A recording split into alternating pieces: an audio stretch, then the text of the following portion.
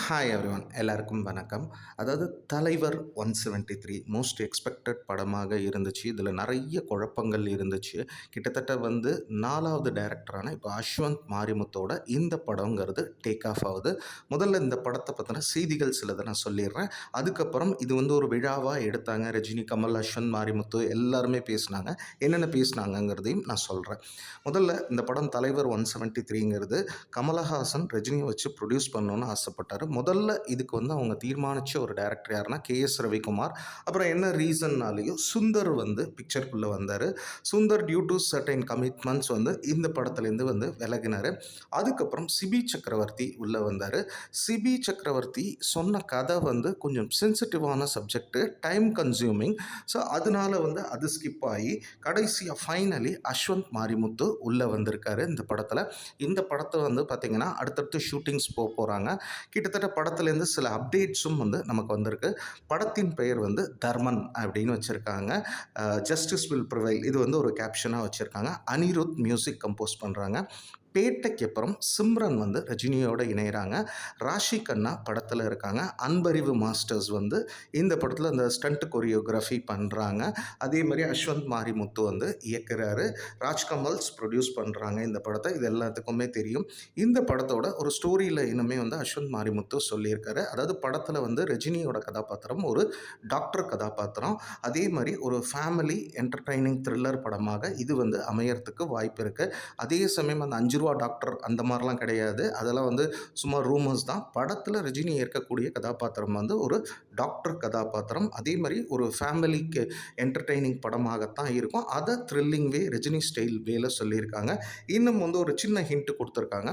ரஜினியோட ஃபேமஸான படம் எது, ரொம்ப பிளாக் பஸ்டர், அதே மாதிரி ரஜினிக்கு கவர்ந்த படம் எதுனா படையப்பா. அதே மாதிரி அஸ்வந்த் மாரிமுத்துக்கு கமல் படத்துலேயே ரொம்ப பிடிச்ச படம் எது அப்படின்னு பார்த்தீங்கன்னா வேட்டையாடு விளையாடு. இந்த ரெண்டையும் மிக்ஸ் அண்ட் மேட்ச் பண்ணி தான் இந்த படம்ங்கிறது இருக்குங்கிற மாதிரி ஒரு சின்ன ஹிண்ட்டுங்கிறது கொடுத்துருக்காரு அப்படின்னே சொல்லலாம். சின்ஸ் படத்தில் டாக்டர் அப்படிங்கும்போது ஃபேமிலி ஏதாவது பழிவாங்கிற இதாக இருக்கலாம், இல்லை ஃபேமிலிக்கு ஒரு த்ரெட்டாக இருக்கலாம். அதை அவர் ஸ்டைலிஷாக எப்படி ஹேண்டில் பண்ணுறாரு அப்படிங்கிறது ஒரு கதையாக இருக்கலாம். இப்போது இந்த தர்மனுக்கான விழாங்கிறது இன்றைக்கி எடுத்துட்டாங்க. அதாவது ஓப்பனிங், அடுத்தடுத்து ஷூட்ஸ் போகிறாங்க. அதில் ரஜினி சார் பேசினது என்ன, கமல் சார் பேசினது என்ன, அஸ்வந்த் மாரிமுத்து பேசினது என்ன அப்படிங்கிறது பார்ப்போம். ஃபஸ்ட்டு கமல் சார் தான் ஆரம்பித்தார். எங்களுடைய நட்பு 50 வருஷம் ஆகுது. அதே மாதிரி சினிமாவில் ஒரு எக்கோசிஸ்டம் இருக்கணும், எல்லா படமும் நல்லா தயாரிக்கணும், வெற்றி பெறணுங்கிற மாதிரி சொல்லிட்டு அதாவது இவங்களுடைய நட்பை பற்றி பேசினார். கிட்டத்தட்ட 75ல் ரஜினி வந்தார்.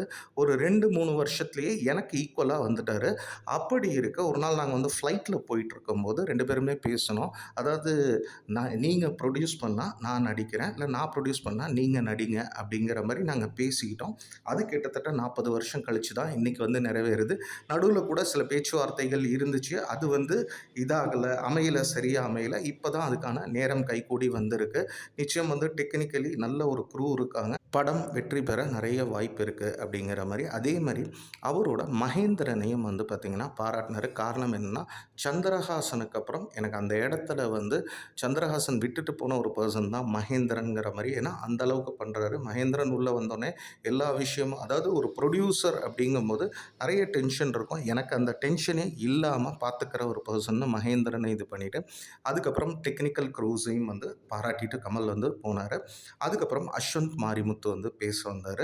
ஸோ அவரை பொறுத்த வரைக்கும் பார்த்திங்கன்னா, அதாவது ஒரு ஹிஸ்டாரிக்கல், இது ஒரு வரலாறு, இந்த 2 பேருக்கு நடுவில் இருக்கிறதே ஒரு பெரிய வரலாறு அப்படிங்கிற மாதிரி சொல்லும்போது, ஃபஸ்ட்டு அவர் சொன்னார், ட்ராகனை பார்த்துட்டு ரஜினி சாரோட கூட எனக்கு கனெக்ட் கிடச்சிச்சு, பட் கமல் சாரோட எனக்கு வாய்ப்பு கிடைக்கல. அப்போ கமல் சாரோட ஒரு வாய்ப்பு, இந்த சிங்கீதம்னு ஒரு விழா எடுத்தார். அதில் நான் பேசுகிறதுக்கு பேசுகிறதுக்கு இல்லை, அவரோட பகிர்றதுக்கு, அவரோட சில கருத்துக்கள் பகிர்றதுக்கு எனக்கு ஒரு வாய்ப்பு கிடைச்சிது. அந்த சமயம் ரஜினியை வச்சு ப்ரொடியூஸ் பண்ணுங்க அப்படிங்கிற மாதிரி அவர் சொல்ல, அதே மாதிரி இது ஒரு பெரிய ஹிஸ்டாரிக்கல் மொமெண்ட்டு.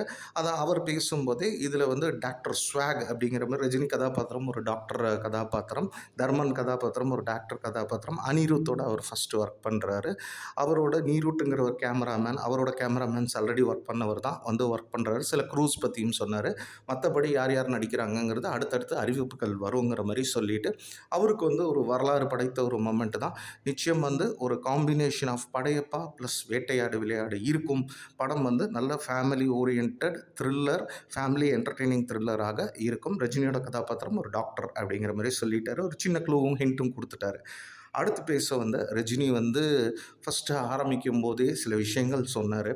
இவன் பேசினாலும் இவனை வந்து ஆபத்துக்குள்ளே தள்ளுறாங்க. அவர் நான் பேசலைனாலும் ஐயோ இது பேசியிருக்கலாமோன்னு சொல்கிறாங்க. அதனால் வந்து நிறைய விஷயம் பார்த்து பார்த்து பேச வேண்டியதாக இருக்குது அப்படிங்கிற மாதிரி சொல்லிட்டு அவர் வந்து கமலோட தன்னுடைய நட்பை பற்றி இளமை ஊஞ்சலாடுகிறதுங்கிற படத்தில் வந்து பார்த்திங்கன்னா ஃபஸ்ட்டு வந்து கமலோட ரஜினி நடிச்சிருப்பார். ஃபஸ்ட்டு அந்த ரோலில் வந்து ஜெய் கணேஷ் நடிக்கிற மாதிரி இருந்துச்சு.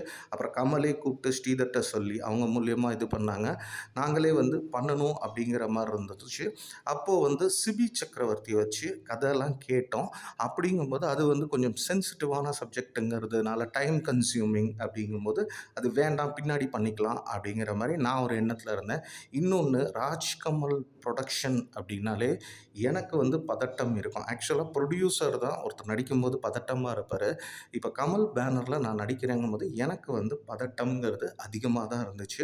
எதாக இருந்தாலும் வந்து அதாவது ஒரு ப்ரொடியூசராக கமல் பாட்டு விட்டுட்டாரு. நீங்கள் உங்களுக்கு எது பிடிக்குதோ அதை பண்ணுங்க அப்படிங்கிற மாதிரி அந்த ஒரு இது கொடுத்தது. நான் அஸ்வந்த் மாரிமுத்து டீம் வந்து சில விஷயம் பேசினேன். அதுக்கு காரணம் என்ன அப்படின்னு பார்த்தீங்கன்னா, அவர் நம்மளை நம்பி கொடுத்துருக்காரு. நம்ம வந்து அட்வான்டேஜ் எல்லாம் எடுத்துக்கக்கூடாது. ஸோ நல்லா இந்த படம் பண்ணணும் அப்படிங்கிற மாதிரி அவரும் சொன்னார். முக்கியமாக இப்போ வந்து இது வந்து ஒரு கொஷினுக்கு ஆன்சர் கிடச்சிச்சு.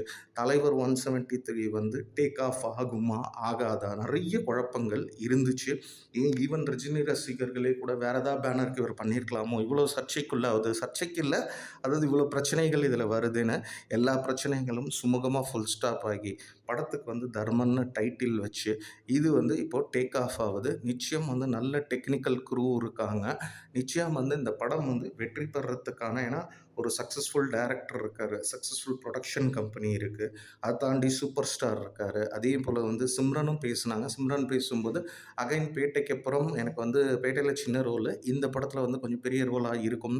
ரஜினியோட திருப்பி பேர் பண்ணுறது, பேருன்னு சொல்லலை, ரஜினியோட கதாபாத்திரத்தில் நடிக்கிறேங்கிறதே ஒரு சந்தோஷமான விஷயம்தான். ராஷி கண்ணாவும் படத்தில் இருக்காங்க. ஸோ இது ஆஸ் ஆஃப் நவ் இந்த படத்தை பற்றின அப்டேட்டு. நிச்சயம் இந்த படம் வந்து ஒரு டேட் வந்து ரிலீஸ் டேட் சொல்லலை. காரணம் என்னென்னா இந்த ப்ரொடக்ஷன் வந்து ராஜ்கமலில் தலைவர் நடிக்கிற போதே பொங்கலுக்கு நெக்ஸ்ட் 2027 பொங்கலை வந்து எய்ம் பண்ணாங்க. பட் நடுவில் வந்து டைரக்டர்ஸ் எல்லாமே குழப்பங்கள், நிறைய கன்ஃபியூஷன், எலெக்ஷன்ஸ் நிறைய விஷயம் இருந்தது. அதே மாதிரி அப்போ ஜெயிலருமே வந்து ஒரு ஃபைனல் ஸ்டேஜில் இருந்ததுனால டேட் வந்து ரிலீஸ் டேட் வந்து அனௌன்ஸ் பண்ணல. படம்ங்கிறது வந்து டேக் ஆஃப் ஆகிடுச்சு. நம்மளும் வந்து இந்த படத்தை பற்றின அப்டேட்ஸ் என்னென்ன வருதோ உங்கள் எல்லாருக்குமே நாங்கள் அப்டேட் பண்ணுறோம். தலைவர் 173 will rock. All the best to Rajkamal production, Ashwanth Marimuthu, super star Rajinikanth, entire team. Thank you.